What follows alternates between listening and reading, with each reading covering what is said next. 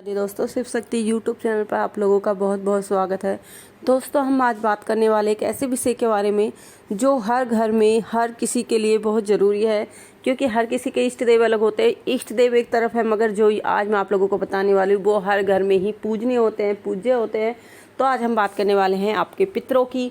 कुल पितृदेव क्या होते हैं, आपको मैं पितृदेवों को बताने वाली हूँ कि जब आपके पितृ आपसे नाराज़ हो तो आपको कौन कौन से लक्षण दिखाई देते हैं, आपके घर में क्या क्या परेशानियाँ आती हैं। तो दोस्तों चलिए मैं आप लोगों को, जैसा कि आप लोग जानते हैं, पितृ हर घर में, पितृ पूजा हर घर में होती है, क्योंकि बिना पितरों के कोई भी घर ऐसा नहीं है जिसमें पितरों की पूजा ना हो। हर घर में पितरों का स्थान आप लोगों को देखने के लिए मिल जाता है। कई बार क्या होता है, हमारे पितृ हमसे नाराज़ हो जाते हैं, नाराज़ होते हैं। वो क्या क्या वो ऐसी चीज़ें हैं जो हमारे घर में होती हैं जिनके ज़रिए हम जान सकते हैं कि हमारे पितृ हमसे नाराज़ है या हमसे खुश है। वो कौन कौन सी चीज़ें हैं जिनसे पता लगाएं कि हमारे पितृ हमसे नाराज़ है और किन किन तरीके से हम अपने पितरों को खुश कर सकते हैं, वो सब कुछ मैं आज आपको अपनी इस वीडियो के माध्यम से बताने वाली हूँ। दोस्तों वीडियो प्लीज़ पूरा देखना, बीच में स्किप मत करना, क्योंकि मैं नहीं चाहती कि मैं कोई आपको इम्पोर्टेंट्स बात बताऊं और आप उसे बीच में स्किप कर दो और आप उसे जान ना पाओ। तो दोस्तों शुरू करते हैं हम आपकी वीडियो। वो कौन से लक्षण हैं, वो कौन से संकेत हैं जब हमारे पितृ हमसे गुस्सा होते हैं तो हमें दिखाई देते हैं। दोस्तों वो लक्षण हैं जैसे कि आपकी घर में बरकत ना होना, आपकी कितनी ही इनकम आ रही हो बट आपकी इनकम में बरकत ना होना, आपके जो पैसे रुपए हैं वो डॉक्टरी में या बीमारी में ही लग जाना, आपके किसी भी प्रकार की सेविंग ना होना, आपकी ज़रूरत तक पूरे ना होना और आप पर कर्जा हो जाना। कई बार ये पितृदोष होता है। और क्या क्या पितृ होता है, पितृदोष होता है जैसे कि आपकी इनकम में भी पितृदोष का प्रभाव देखने को मिल सकता है। जैसे आपके घर में गाड़ी घोड़ा हो गई या किसी की भैंस गाय हैं तो भैंस गायों पर भी पितृदोष देखने के लिए मिल सकता है। मैं एक एग्जाम्पल देती हूँ। एक के घर में भैंस थी, उनके घर में पितृदोष था, तो जो भैंसों के थन थे ना, उनसे ब्लड आने लगा था। तो आप लोग समझ सकते हो जब पितृदोष होते हैं तो पितृदोषों का कितना बुरा प्रभाव हमारे ऊपर हो सकता है। तो वो किसी के पास गई, उन्होंने पूछा कि ऐसे ऐसे बात है, भैंस के धनों से दूध की जगह खून आ रहा है। तो उन्होंने कहा आपके घर में पितृदोष है और उन्होंने कुछ उपाय बताए, उन्होंने वो उपाय किए तो उनके जो भैंस के थन थे वो बिल्कुल ठीक हो गए। कई बार क्या होता है, जब पितृदोष होता है, जब हम अपने पितरों की सेवा नहीं करते हैं तो हमारे पितृ हमारे जो रोजगार के धंधे हैं उनमें अड़ेंगे, मतलब उनमें कमियां लाते हैं और हमारे काम धाम में रोक लगा देते हैं, और जिनसे हमें पता चल जाता है कि हमारे घर में पितृदोष है। और क्या क्या पता चलता है, जब जिस घर में पितृदोष होता है उस घर में आपसी कलेश, बिना बात के मन मुटाव हो जाता है। वो मन मुटाव माँ बेटे में, बेटे बहू में या किसी में भी हो सकता है, मगर जो घर की एकता होती है वो बिल्कुल खंडित हो जाती है। हम लोग ये सोचते हैं कि हम लोग चाहते हैं कि हमारे रिश्ते में मिठास आए, हमारे रिश्ते की जो कड़वाहट है ये ख़त्म हो जाए, मगर जो पितृदोष है वो ऐसा होने नहीं देता है। और कोई लोग जिसको पता होता है वो उपाय कर लेता है और इसे टाइम से पहले ठीक कर लेता है, मगर जब किसी को पता नहीं होता है तो ये उनके घर में फैलता ही जाता है।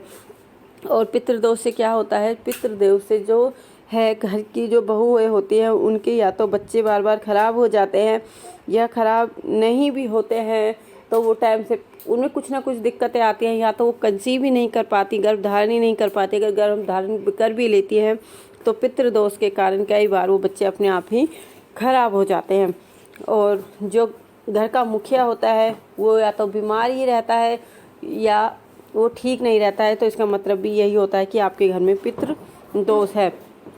अगर बच्चा किसी कारणवश हो भी जाता है, किसी की दुआओं से या प्रेयर से, फिर भी वो बच्चा, कई बार क्या होता है, जो हमारे पितृ होते हैं उस बच्चे को ठीक नहीं रहने देते, कई बार तो उसे दूध नहीं पीने देते हैं, कई बार इसे रोना लगा देते हैं। कई ऐसी बीमारी है जो बच्चे को लगा देते हैं और हमारे बच्चा ठीक नहीं रहता है, हमारा बच्चा दुखी होने लगता है।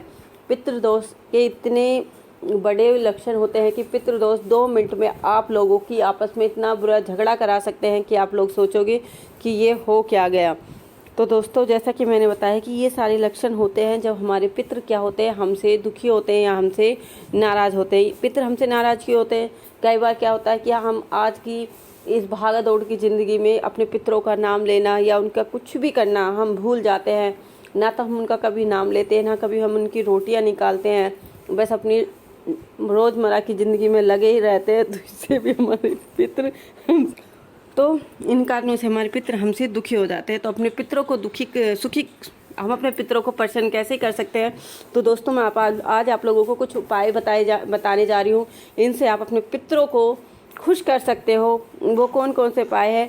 आप डेली एक साफ जल का आपको लोटा लेना है, उसमें साफ जल डालना है, उसमें 2 लौंग के जोड़े डालकर डेली आपको ओम नमो पूर्व पितृदेवाय नमः, ओम नमो पूर्व पितृदेवाय नमः का मंत्र जाप करते हुए आपको डेली वो लोटे सूर्य देव को धारण करने हैं। इससे आपके पितृ आपसे जल्दी प्रसन्न हो जाते हैं। और आपको क्या करना है, आपको अपने पितृ को प्रसन्न करने के लिए अमावस्या पूर्णिमा, क्योंकि अमावस्या पूर्णिमा पितरों का दिन माना जाता है, तो इस दिन आपको अपने पितरों का भोजन निकालना है। भोजन में आप खीर बना सकते हो, पूरी बना सकते हो, या आपके घर में जिससे पितरों का पूजा होती है वो आप कर सकते हो। हमारे घर में खीर पूरी बनती है, तो आप पितरों के नाम की 5 पूरी निकाल सकते हो या 11 पूरी निकाल सकते हो। और खीर, एक कटोरी में खीर और 5 पूरियाँ उनका नाम लेकर गिलास में पानी डालकर और उसे जल को हम सूर्य देव को धारण करना। और जो पूड़ियाँ हमने निकाली हैं 5 पूड़ियाँ, उनमें से 2 पूड़ियाँ आप गाय को दे सकते हो,